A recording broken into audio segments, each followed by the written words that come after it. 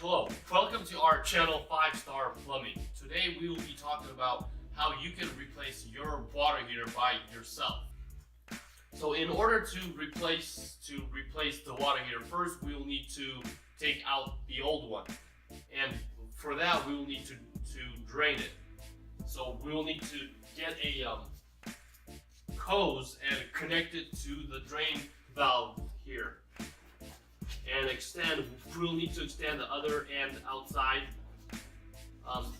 Very important, if your water heater is still hot inside, don't put the hose on your lawn, as it will cause a big dry spot in like a few days.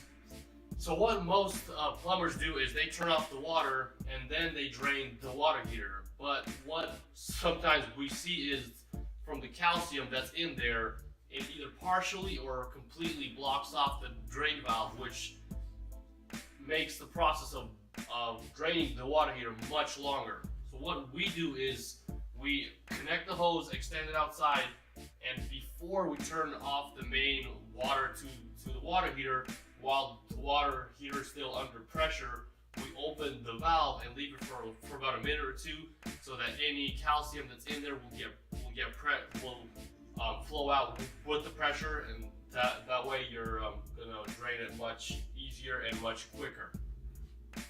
Now, as the water heater is draining, we will start to disconnect the old lines from it.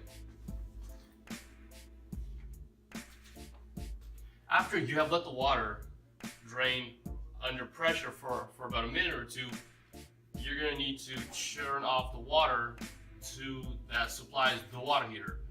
If you have a gate valve and it's old, chances are it won't shut off completely. Therefore, you'll need to go and turn off the main water to the entire house. After you have done that, we will come and open the TMP so that we have air for the water to be able to drain out properly. And then we will proceed to disconnect the supply lines.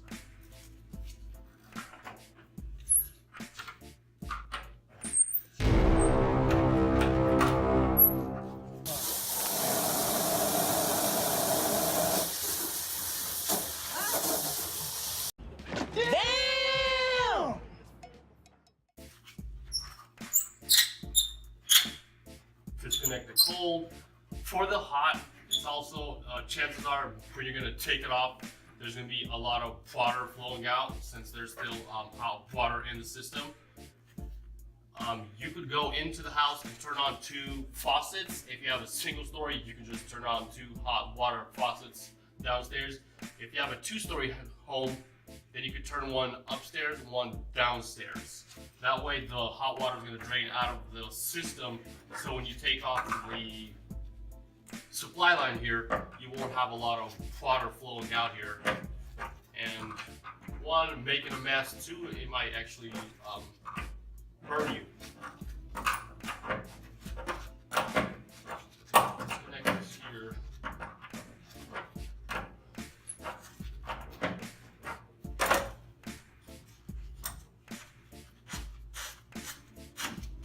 And then while we are up here, we can also take out the vent, and we'll put this on the side so we can use it later. Now that we have disconnected the water, we're going to proceed to disconnect the gas. Before we do that, we'll need to shut off the gas valve here so that no gas leaks when we open it. When we do take it off, there will be a slight smell of gas, but that's normal since there's still some gas in this line here.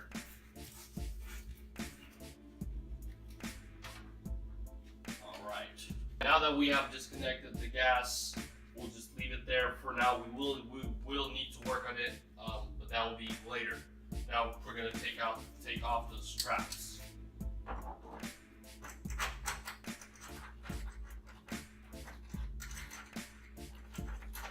And when taking off the straps, be careful so that if the water heater is just held upright by the straps, maybe if your water heater was leaky and your stand is not very stable anymore, when you take off the straps it might move a bit, so be careful with that.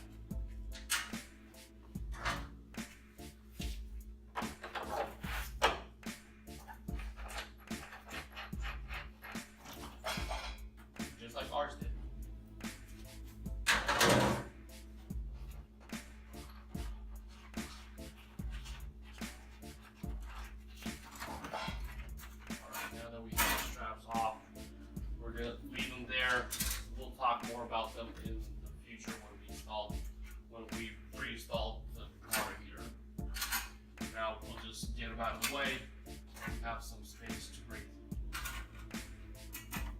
And then now we also need to disconnect the TMP line in order to have the water heater completely free of anything. We'll leave that there because we will need to reconnect it to the new water heater.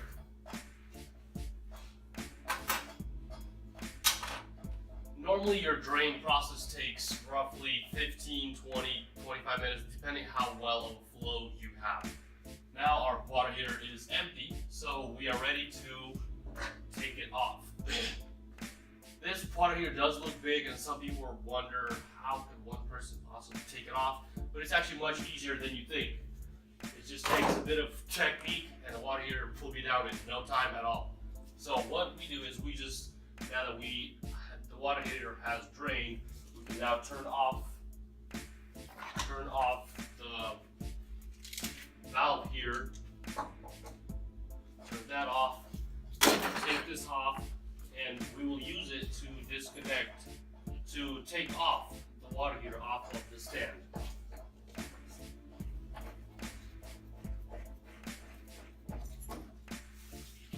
Take this, some more of it. Move it a bit.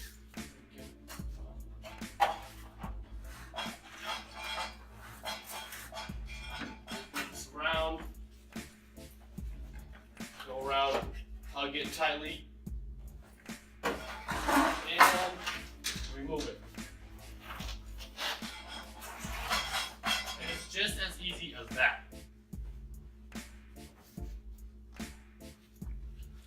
Alright, now that we have taken it off, we'll move it out of the way and work on the setup for the new installation.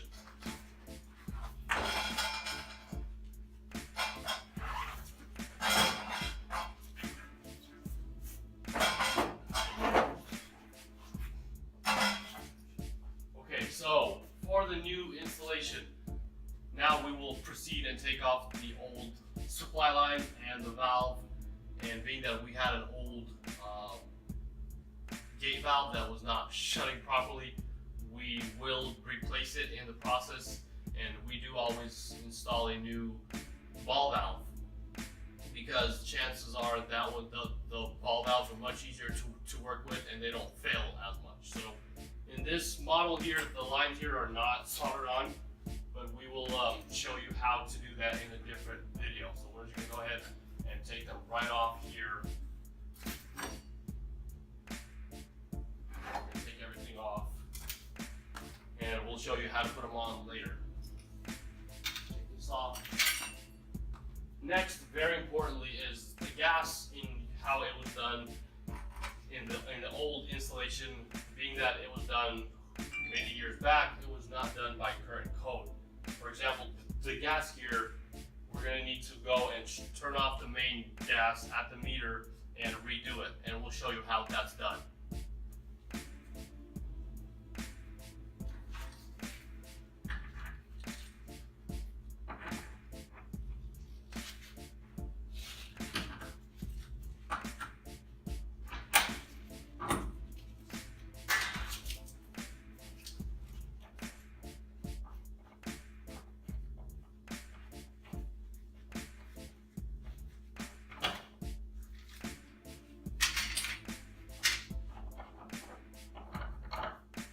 Alright, so now that we've taken off the old gas fittings and the old gas line, we're going to go ahead and install a new gas valve. And before you do that, make sure to put the proper thread compound on the threads before you screw them on to get a good seal so there's no gas leaks.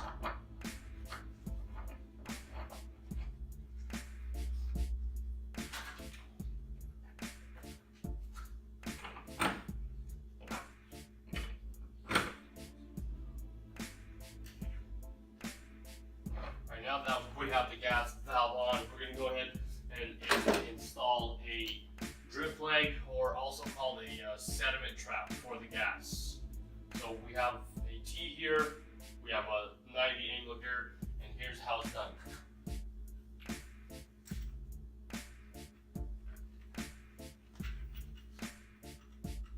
Very importantly, again, do not forget any connection to put the proper thread compound on.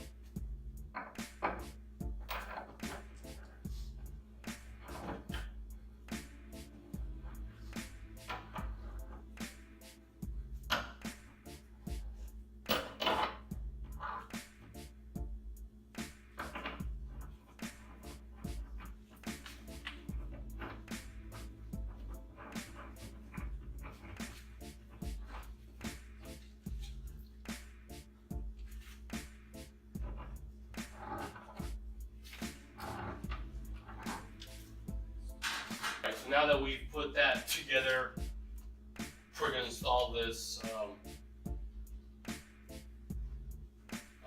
thread normal to compression fitting for the gas line, but we can install the gas line later so it doesn't get in our way with installing the new tape.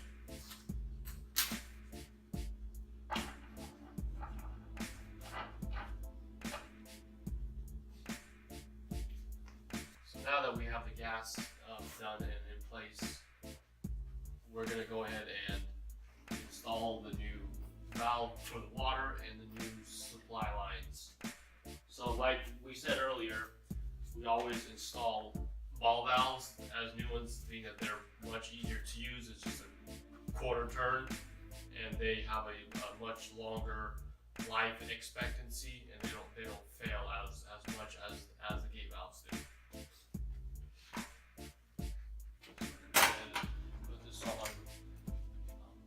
We'll show you how to solder it later in a different video.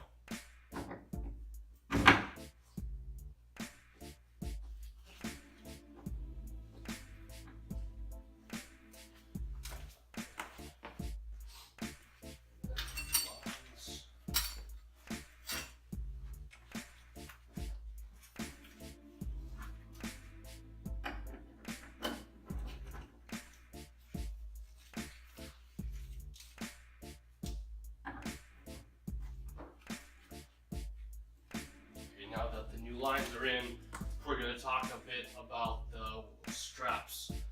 So there are a few details that we need to know about this as well. So for our current water heater, the size and everything, the straps are set to the 24 inches high from the stand for the lower one and 48 inches from the stand for the higher one. But also you need to make sure that the lower one is in the lower 1/3 of the water heater, but at least 3 inches above the main control valve, and the higher one is in the upper 1/3 of the water heater, but lower by 3 inches from the TMP if your TMP does come out on the side. If it doesn't, there's also an output there, and it needs to be 3 inches below that. Alright, so now that we have installed the new water lines, the new valve, we're going to go ahead and put the drip pan on the stand. In our current setup, a drip pan is not required, but we recommend it either way, being that if in the future when your water heater does leak, which normally it will, depending if you replace it in time or not, it's easier to have a drip pan installed now than to do repairs from water damage. But in cases if your water heater is in the garage in an alcove, or if your water heater is inside the house in a closet, a drip pan is required. And if it's inside the house, then the drip pan the line from the drip pan needs to be extended outside, or by current code, however it is in your area.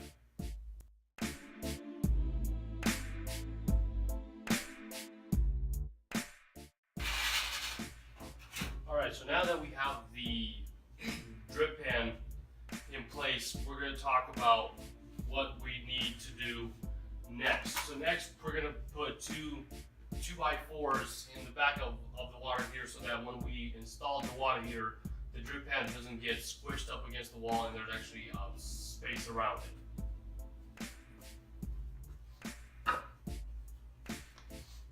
Also, with the 2x4s, you have to make sure that when you put them on, they hit at least 2 studs in the wall so that they are nice and tight.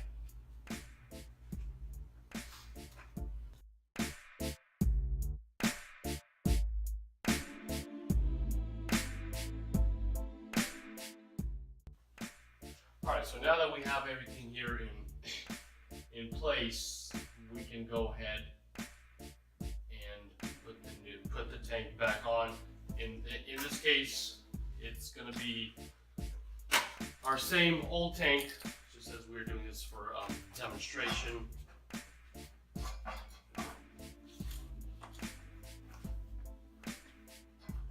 Alright, now, very important is we're going to need to install a expansion tank on it. You may ask, well, why do I need an expansion tank? And the expansion tank works like from when the water goes into your water heater, and it gets heated up, there's thermal expansion causing there more pressure. So then if there's any extra pressure that, if there was no expansion tank, it would be put on your pipes. In this case, when we put in an expansion tank, it flows into the expansion tank, therefore not putting as much pressure on your pipes and maybe even preventing a burst in a pipe or something like that. So we're going to have a few fittings here that we're going to install in order to install the expansion tank. So we have this here, and these are all brass. We do recommend to use brass rather than galvanized, as the galvanized will corrode much quicker and these will not.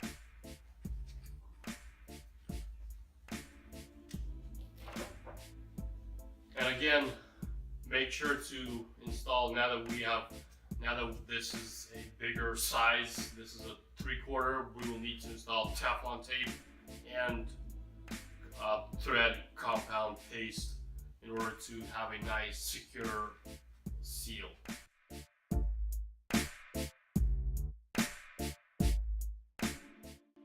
So we'll have everything here ready for the expansion tank. We'll install it once the water heater is up there, so we make sure we have space for it when the water heater is already in place. Meaning that in some houses, depending on how your installation was done, it might be a little tight for that, so we're gonna make sure to put everything in place before we put the expansion tank. All right. So now we'll show you how to put the water heater on. It was pretty much the same idea of how we took it off. Just wrap it around and put it on. Normally, it could be put on by one person if you know what you're doing.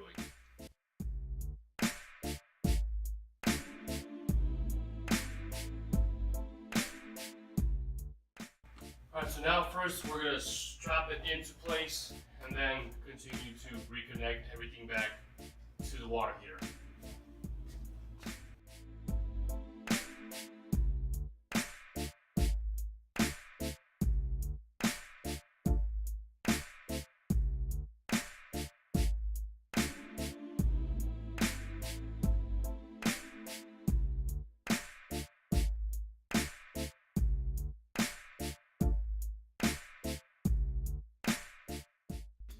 So now that we've secured both the top and the bottom, we can continue to reconnect everything to our new water heater. Alright, so we have gotten now to that point where we have the water heater on, it is now strapped, and we're going to need to install the expansion tank. And again, don't forget Teflon tape and thread compound on every single connection that you're going to make on the thread. Make sure it's nice and tight. And we're gonna put on the new supply lines. We always use the flexibles so that it's easier to work with.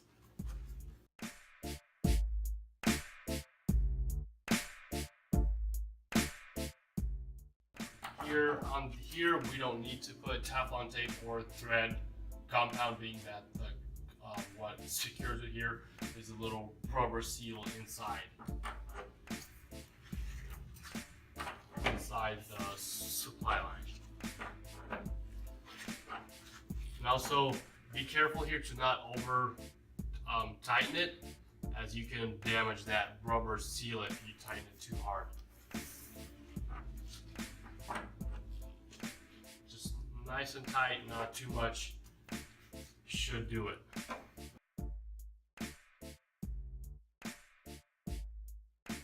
Alright, so next we're going to go ahead and install the hood here and the vent.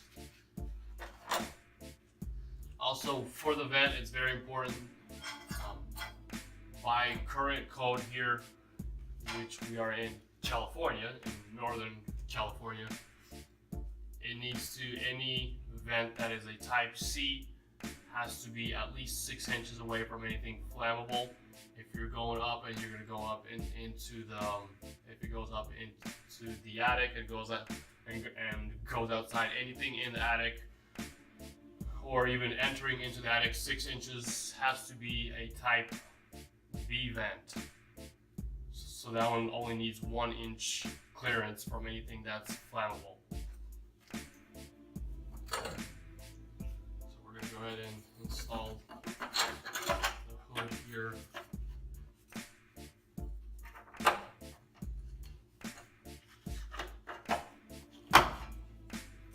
Hood and put on the vent.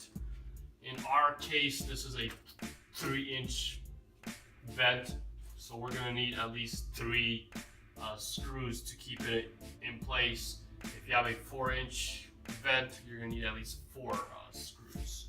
Go ahead and put those on.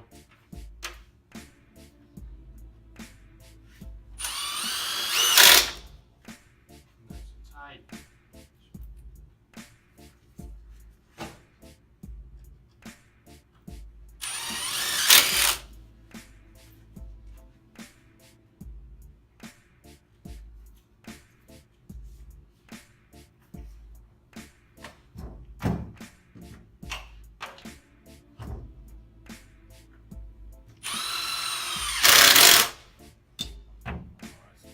Nice and tight. In every place where if there's a new pipe there, make sure there's 3 screws at every connection to make sure there's no leaks of any kind of gases that go out. And then while we're here, we're going to go ahead and connect the TMP line as well.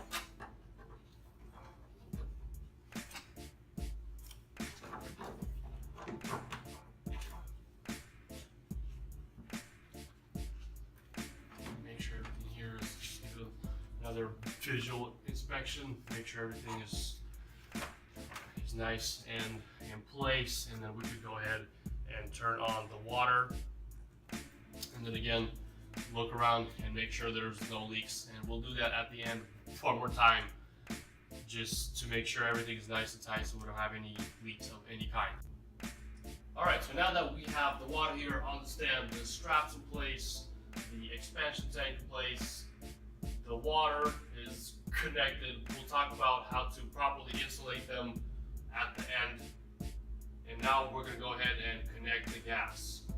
And as you can see here, we have 2 sediment traps. That being that this was what the code was, let's say when your water heater was installed back in the day. By current up-to-date code, this is how the new gas sediment trap should be done. So we're going to go ahead and take this one out and connect the gas.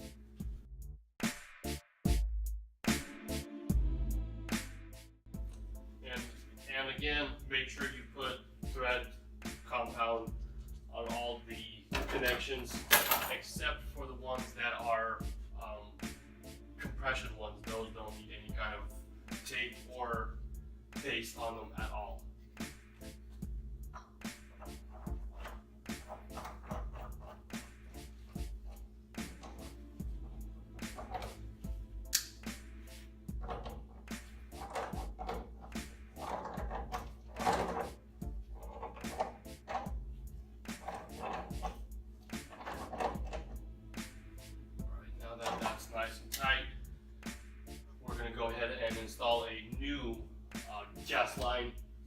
always recommend for a new installation to put a new gas line, meaning that the old compression fitting here is most likely will not properly seal a second time, being that it's old, and just to make sure that there's no gas leaks, as that can be very dangerous.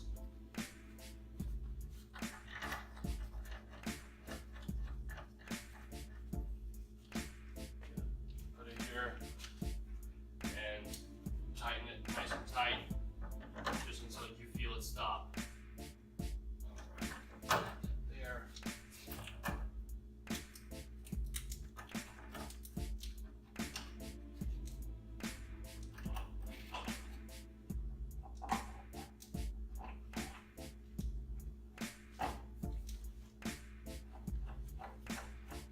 Tighten it nice and tight here as well until it stops. Alright, now that we have everything in place, we can go ahead and turn the gas on back at the gas meter and then turn it on here. Turn it on. And before we go ahead and start it, we're going to go ahead and talk about the insulation up there, being that there's still no heat going in and it's safe to work around to the vent. So for the insulation, you have to install it starting from the wall and coming, but no closer than 6 inches to the vent, being that now you're gonna have the flammable insulation close to the vent, and that's not safe either. So stay away 6 inches from the vent, and you should be good there. Alright, so one little small detail now that everything here is in place is we have to put a little drain line from the drip pan. And being that this installation is in the garage, all we need is a line that just looks down. Like I said, if this was inside the house in a closet, you'd have to extend it outside or per code as it is in your area. Also, for how to find out how you should do it in your area by code, you could always call a city inspector, and they will tell you what needs to be done and what does not need to be done in your area per code. So here we're gonna put the proper glues here at every connection. Go ahead and put this in here, and just so it goes down just like that. Alright, so now that we have everything in place and the water heater is completely installed, we have to talk about the permit. Every water heater installation requires that you pull a permit and have an inspector from the city come out and make sure everything is done, first of all, by code, and that everything is done safe. That's for for the safety of you, your home, and your loved ones. Also, a second reason, or a different reason for having it permitted, is if, let's say, in the future anything happens to it and there's an insurance claim or anything, if the water heater does not have a permit, insurance might turn down your claim. Alright, so now we'll talk about the final step. After everything is done, we're going to need to, of course, turn on the water heater so that it actually starts to heat the water, or else why is it here? Anyways, so we're going to take this off, and there's a little window here to where we can see the pilot light. And how we light the pilot light is we're going to turn this into the pilot lighting mode. We're going to turn this into the pilot lighting mode. We're going to press it down, and immediately we're going to start to press the igniter. That way we can avoid any gas buildup in there, which can also be dangerous. So we're going to press this, and you can actually look into the window until you see that the pilot has lit, and then at that point you can stop and hold this down for about 15 seconds, and then afterwards you can let go of it. We're going to hold it down here for about 15 seconds, and then we can let go, and at this point the light will stay on by itself, and we can turn this to on, and then turn this to the setting that we want it at. And here we have, normally this is the recommended, it's where the two arrows meet, which is roughly about 125 degrees Fahrenheit. That's the recommended, but it can always be turned higher. However, if you will turn it higher, you gotta be careful not to burn yourself if you take showers or whatnot. So at this point, the water heater has lit, and it will take about 45 minutes before we have a full tank of hot water. All right, so one more thing now that everything is done that you can have is, we do recommend to have a water alarm in case, you know, in the future when it does leak and you're not always here to see it. This thing will alarm you and tell you that there is water in the pan, and that way, you know, the water won't go all over the place before you find out. All right, so now we have completed everything about the new water heater installation. Thank you for watching our video. If you do happen to need any consultation, or you do need any plumbing services, you can always reach us by our phone number or our link to our website, which are both in the description. And also please subscribe to our channel, as we will be uploading many informational videos in the future.